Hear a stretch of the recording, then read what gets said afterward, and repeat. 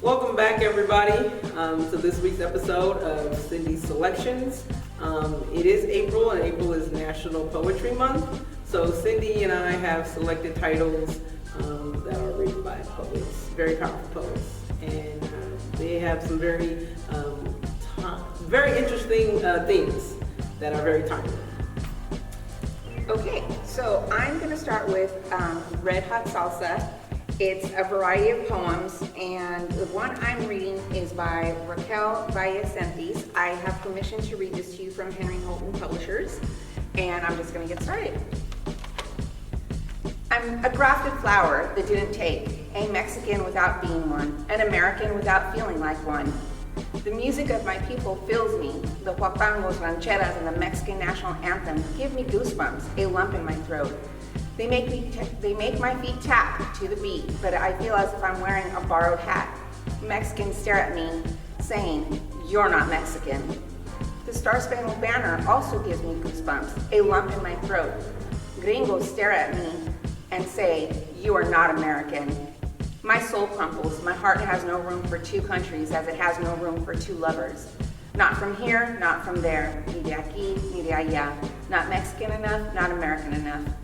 Displaced like the Rio Grande, once a part of Mexico, a puppet jerked by the strings of two cultures that clash.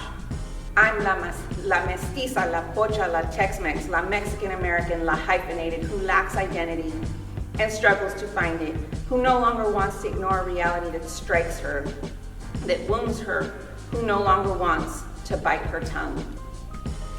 That poem is very, very special to me because it talks about the duality of having two heritages. I was born here in California. My grandparents were from Mexico, my mom's first generation. And you grew up with this duality where you're expected to embrace the Mexican side of me, but I'm also expected to be American. The duality is really difficult. Trying to come together and trying to feel like you belong, trying to feel like you have your space at times is really hard. But I love my country, and this poem just speaks volumes to me, and I think it could speak volumes to other people who feel this way as well. This book is filled with a lot of poetry surrounding that theme, and you should check it out. It's Red Hot Salsa, and to you, Kendra. Yeah. The other thing that I found interesting, is obviously, like you said, about the duality, is that we're not having enough room to love like one country. The other country is just like not having enough room to have two lovers in your life. Right. So that was very powerful. It is, and it feels that way. It feels like you can't just embrace both. Right. And it's something that's, I feel, is very problematic in Mexican culture. Because if you're not from over there, they see you as other than. And yet you're born here and you're trying to embrace who you are, and you're not American enough, you're not Mexican enough. Right. So it's tough at times, but. Wow. So to kind of keep the theme going, I have chosen a children's book, a teen book, and an adult book to try to make the themes flow as far as like being loved and overcoming one's circumstances and one's environment. So for the first one, I've selected Nikki Giovanni, I Am Loved. It's a children's book, and it's a collection of her poems. It's illustrated by Ashley Bryan, and it has very vibrant colors and shapes, as you can see from the cover of the book. The publisher is Simon & Schuster, so I'm going to read the last poem. It's called I Am a Mirror. I am a mirror.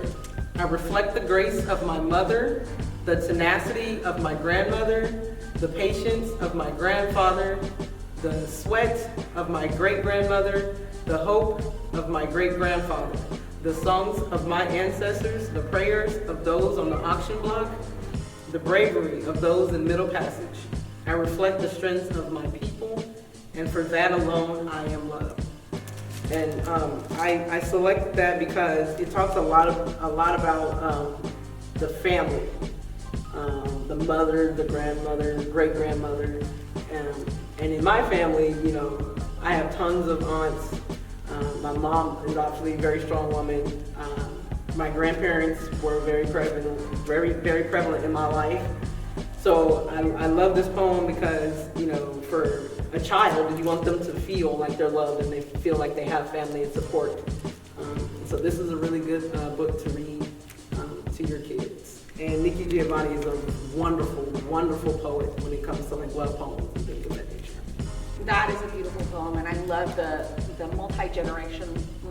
generational aspect of it, because really that speaks to a lot of who we are, because our parents, our grandparents, our ancestors, we grow and we learn from who they are, and they pass on their traditions. And I come from a huge family too. I have 35 first cousins.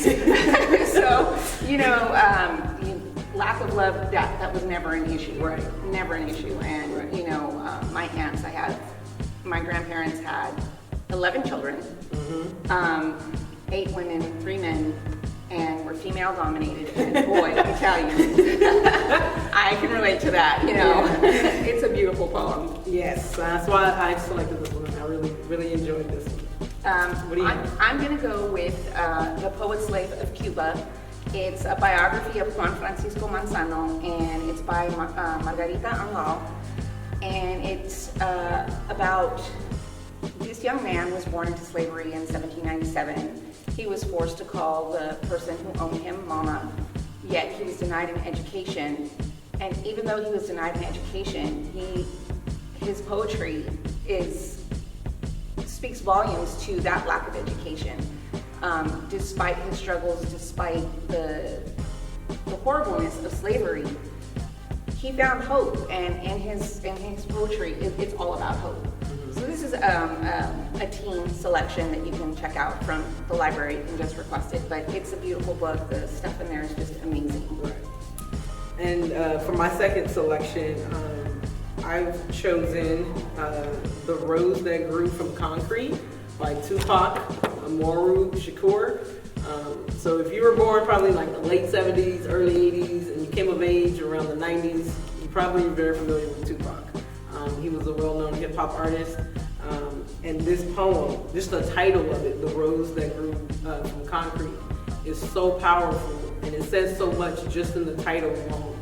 Like, here you have this rose that came from like concrete, very dirty, just grimy and cold, and out comes this beautiful rose. So I loved it because it kind of captures the spirit of like, you can overcome your situation, your environment, the resilience of the human spirit. It's so powerful. And to me, in my opinion, it should be required reading for young people. It's a beautiful, beautiful book, beautiful poems all in here. And it sort of just highlights his struggle and how he overcame his environment. And still was very successful, a very successful artist. I love Tupac.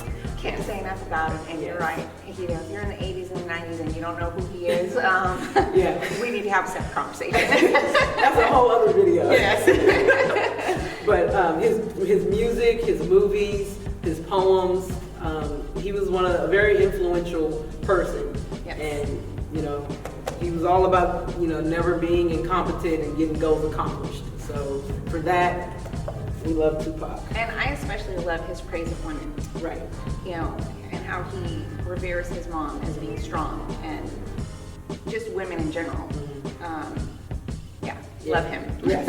Love him. Yeah. All right. My next selection is Halal, If You Hear Me. This is a series of books that you can get through Hoopla. It's called The Breakbeat Poets. This is a compilation of poetry written from the Muslim American aspect, and it covers all genres.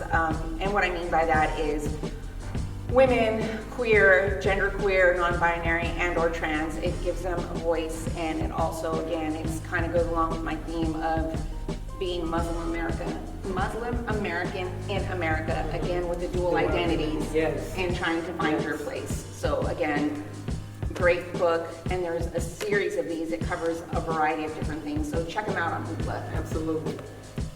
All right, for my last selection, because I work at my Angelou library, I have selected a poem by Angelou. she was another fantastic poet that walked this earth, and still I rise. And the art in this book is by Diego Rivera, and some of the paintings in here are amazing. The artwork is very nice, very well done, very nicely done. And I love this poem, Still I Rise. It's probably one of my favorites, even more so than Phenomenal Woman. Again, it's with that same spirit, that tenacity of like, yes, I can overcome no matter what you do, no matter what you throw at me, I'm going to succeed. And I love that. I love that whole accomplish my goals. I'm not gonna let anything or anyone stand in between me and my dreams. So it's absolutely one of my favorite poems by Angelou. I love the duality of that.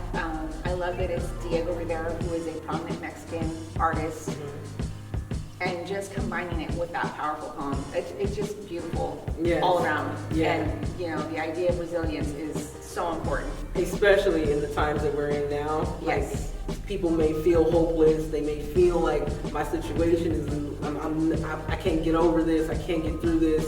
But I mean, if you just pick up this poem, you read this, you read, The Rose That Grew from Concrete. There's just so much hope in those pages. You know what I mean? And it's so inspirational. So don't feel like you can't make it through your struggle. You absolutely can make it through your struggle. Yes, you can. Sí se puede. Yes, you can. For my last one, I have Say Her Name, and it's a compilation of poetry about empowering women, empowering young women. This is a teen book as well. I kind of stuck with a lot of teens and then the one adult one. But the imagery in here is beautiful. The poems are beautiful.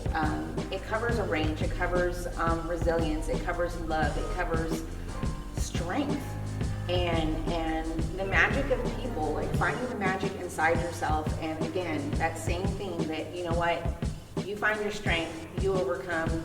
There's nothing that is impossible as long as you breathe it and live it every single day. And the author of this one is Zetta, Elliott, and it's by, the publisher is, Jump at the Sun. It's an imprint of Disney Books. Beautiful stuff here. All right. So we've just highlighted a few of the books that are in our collection that you have access to.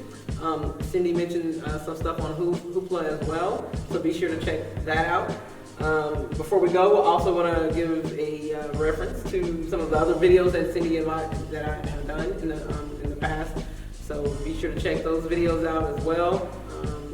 What else you want to add, Cyndee? Thank you for joining us. We look forward to seeing you again, especially when we have our next challenge. That's right. Yes. That's coming up. That's coming up. So we hope to see you for that. Also, just want to let everybody know, the library is now open again. It is for limited hours. You can check our website. You are able to come in and browse for up to 30 minutes or use a computer for up to 30 minutes. You do have to make a reservation.